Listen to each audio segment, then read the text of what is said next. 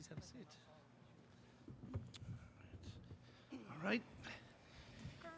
Here we are with the victorious UCLA Bruins. Head Coach Cori Close, Lauren Betts, and Kiki Rice. To start things off, Coach Close, could you please kind of give us an opening statement about your thoughts of the game today? Yeah, I think playing part of the Big Ten has been just such an honor, and they have gotten us ready for these moments. And, it's sort of a bummer you had to go against a Big Ten foe, but Minnesota has done such a great job all year and just really respected how they played, the discipline and the identity that they play with. They forced us to make some real adjustments in how we were going to guard them based on how we played them last time and how well they were playing down the stretch. And just really want to give them credit, but also the entire Big Ten. And there's been some talk about who the Big Ten is, and the math just doesn't math. The bottom line is our net wins in the non-conference, second in the country, only right below the SEC. How many teams have done such a great job all year long. And I just really want to say thank you to the Big Ten, because I think part of the way we were able to play today is because of the way they got us ready. Our team just proud of their energy, proud of their focus, proud of their next play speed. They didn't let missed shots affect our commitment to the defensive end of the floor. And bottom line is we found another way to be 1-0, so we get another chance to go 1-0. Thank you, Coach. At this time, we will take questions for the student athletes. We're going to start right here in the center, and then we'll go here and then here. Yes. She's first. Give it right there. Thank you. Hi, Sydney Henderson with USA Today. Kiki, you had 25 points, tied your career high against Minnesota in January, and today you dropped 21. What about this matchup brings out your best? Yeah, I think both games we had a really good collective team effort, and I felt like I got some good matchups, good looks at the basket, and I think when teams commit so much to my teammates, whether it's shooters or our post inside, it opens up driving lanes. So I think teams are going to have to choose how they defend us, and I think this game we did a good job of just sharing the ball, and people got good looks, and I felt like I got a good amount of good looks. Right down here. It's on. You're good. Okay. LT Willis at TD Sports TV1. You guys made a big adjustment in the second half of not allowing them to dribble penetrations. What changed? I think it's just coming out with a mentality that you're just going to take away what they want to do. You can talk about little details that we made, but I think it all starts with just that aggressive mentality that we were just going to come out and make things really hard for them. And I thought we did that, and it just it creates opportunities for us to play in transition. So I feel like that motivates us a little bit. If we want to play how we want to play on offense, we got to take away what they want on defense. So thank you. Yeah, proud of our guards. Question up front.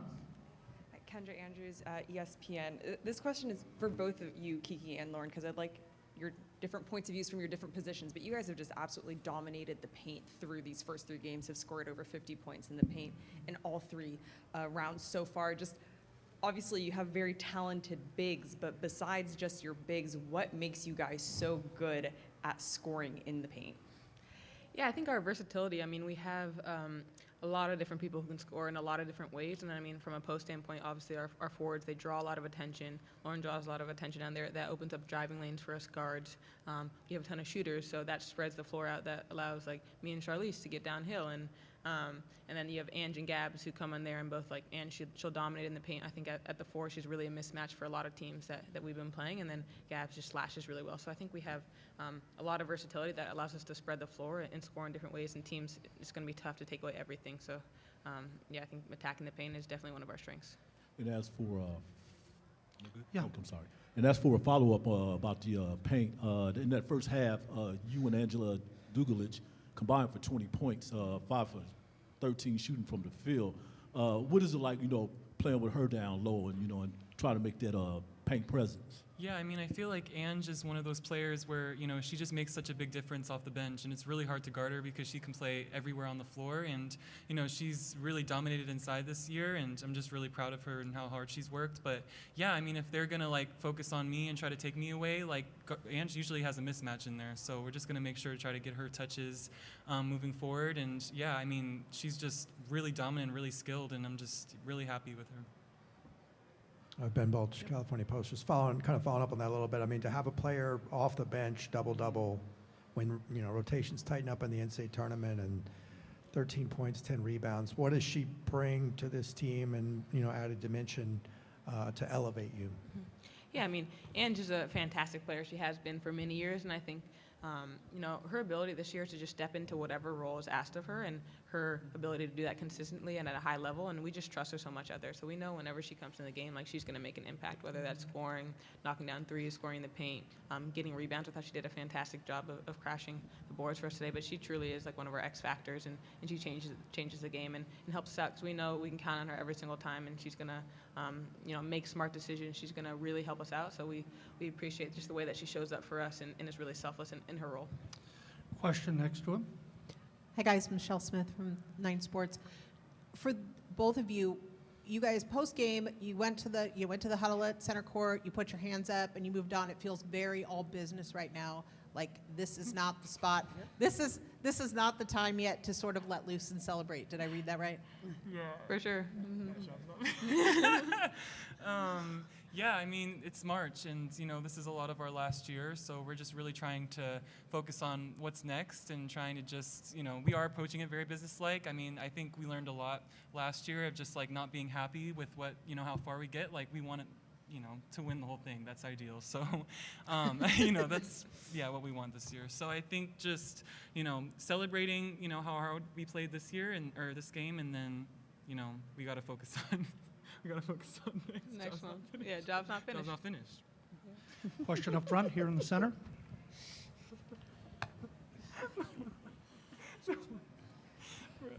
Go ahead. They'll Okay. Sorry, we had a bet with my team that I was forced to say that. That was not me. David Yapkowitz from The Next.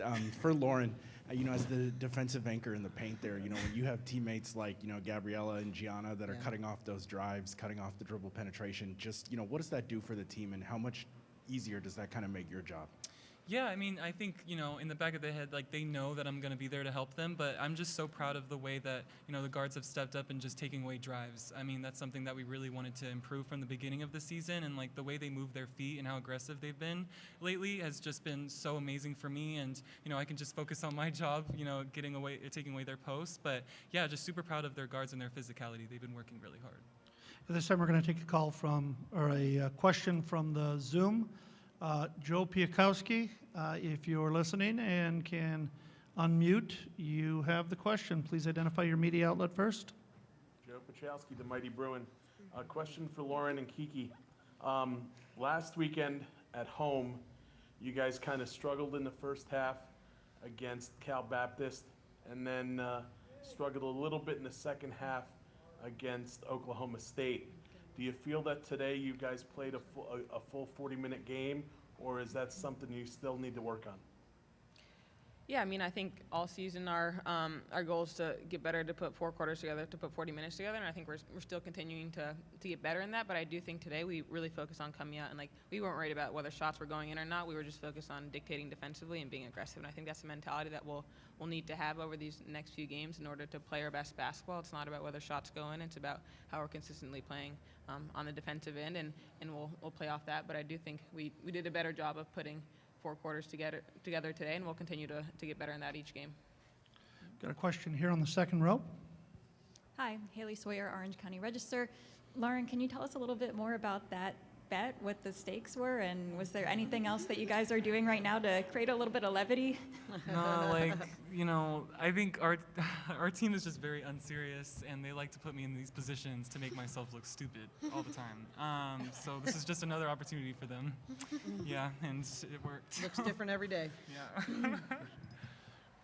If we can get the mic over to the far end, second row. Question there again. Please identify your media outlet. Hi, Jack Haslett with the Sporting Tribune.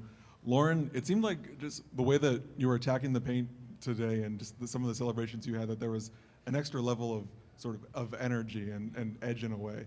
Is that just kind of a symptom of or not a symptom, but an effect of March, or what kind of energy does that do for you and for the team? Yeah, I think for me, like, it's just my competitiveness. I feel like that's just something I always do. I always like to celebrate and just get my team hype. But I mean, yeah, I think March does bring like a different level of excitement out of me. I mean, this is my last go at this, so I just really want it for my team, and I'm gonna bring, you know, whatever aggressive mentality I can, and I hope that it spreads to my teammates. But yeah, I mean, this is my last March, so I'm gonna just work really hard and bring in whatever excitement I can. Seeing no more hands, we're going to go ahead and excuse the student athletes. Thank you very much for attending, and congratulations again on the win. At this point, we're going to open it up for Coach Close. We'll start right here, then we'll go to Joe, and we'll go right here. Harvey was first? And we'll go to you. So 1, 2, 3, 4. Yeah, right here, this gentleman in the pink shirt. Yep. Coach, two things for you. Can you elaborate a little bit on the defensive adjustments and guarding them that you mentioned, and then it seemed to me one key turning point was early third quarter. Charlize threw back-to-back outlet passes that led to layups, and that really seemed to get you going at a time when the offense needed some buckets. Yeah, you know, I think that when it really all came down, and most of the time it was guard rebounding, but it was rebounding. They're one of the top teams in the country at when they get an offensive rebound, kick out threes or production off of their offensive rebounds. And I think they're either 1 or 2 in the country off of that. And so it really, when we were able to control rebounds and then get it into our guards' hands quickly, that's when you saw those great kick-aheads and decisions by Charlize. I mean, I think, you know, she had 8 assists and 1 turnover.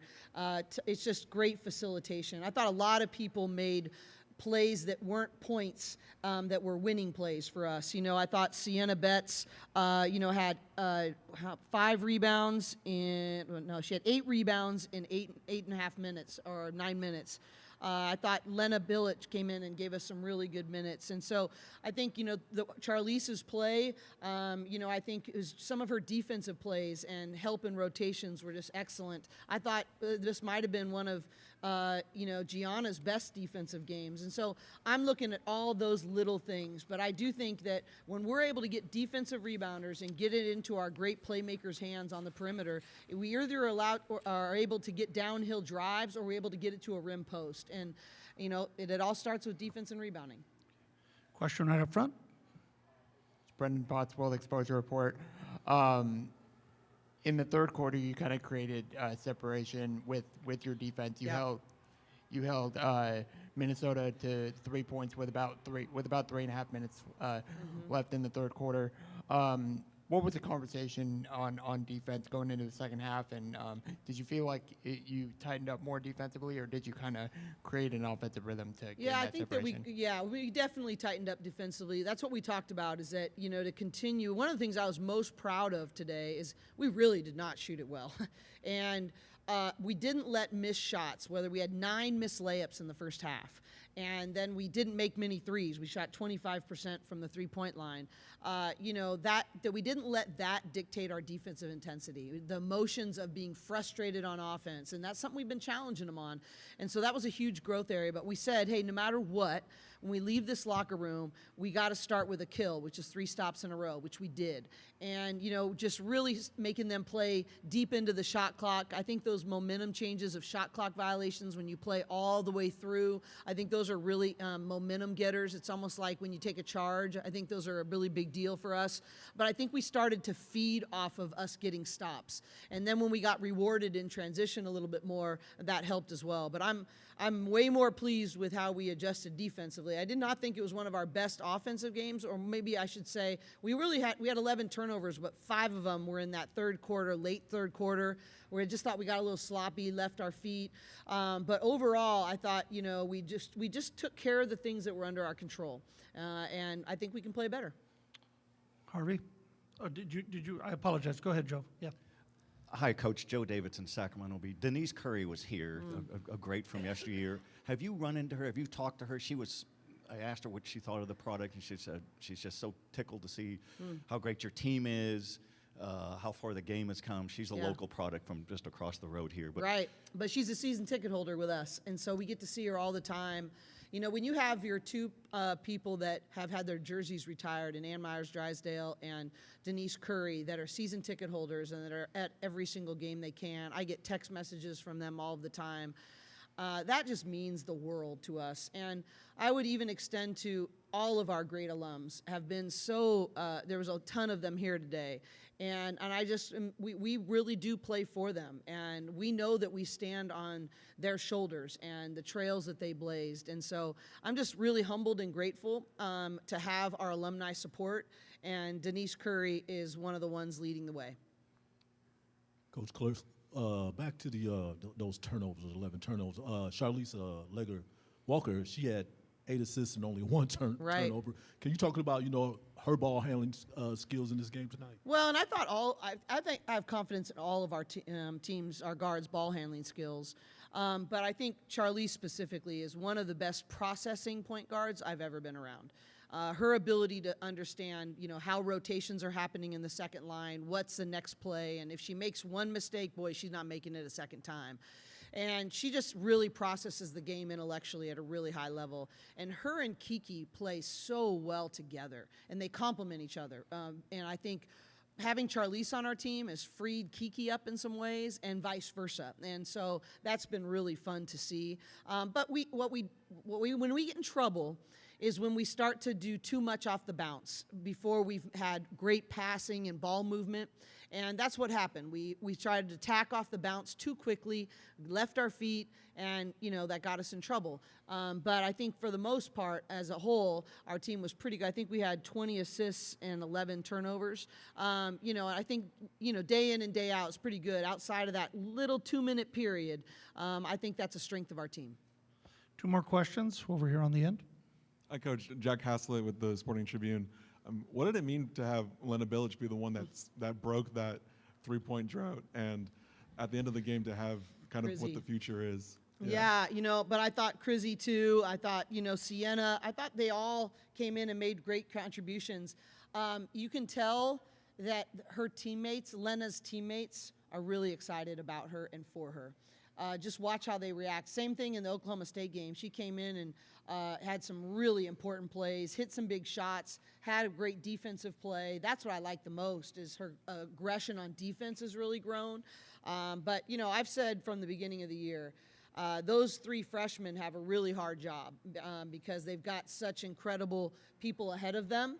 But along with, Tamia and Amanda Muse, we're really excited about what we have coming back and what we'll add through the portal. But, I just really compliment those freshmen for their work ethic, for staying the course, and for being ready when their number is called. And the final question up front. Hi, Corey. Kendra Andrews, ESPN. I want to ask you the same question that I asked Kiki and Lauren, which is just your points in the paint. I mean, 50 points in the paint 3 times in a row doesn't happen by accident, and it doesn't happen just by one very dominant post player. Right. How much of an emphasis has this been for you guys in this tournament, and just all year long? Yeah, in your identity, why is that so important to you guys? Well, I think, it's such high percentage shots. It gets us to the free throw line more, and if we're dominant there, people start to dig in, and then we can get inside out threes. And even though we didn't shoot them well today, over the course of the season, we've been really able to capitalize with people that are bringing double teams, triple teams. I think, I just think it's an emphasis for us because we're really good at it. We're one of the tallest teams in the country.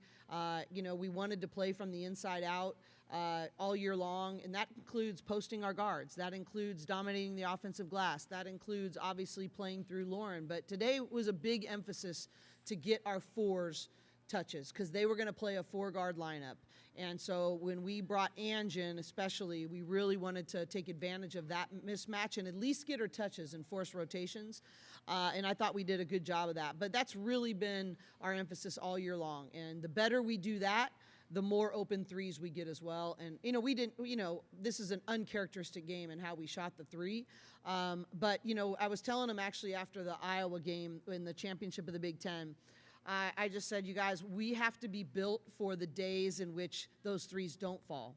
And, you know, today they didn't fall. But when you are built through the paint and built with a confidence of how to get that, you weather those storms. And I think that's the reason we've been built that way. Thank you, Coach, Yeah. and congratulations again. Thank you, and thank you, media, for being here. We really appreciate it, and Sacramento has been an incredible host.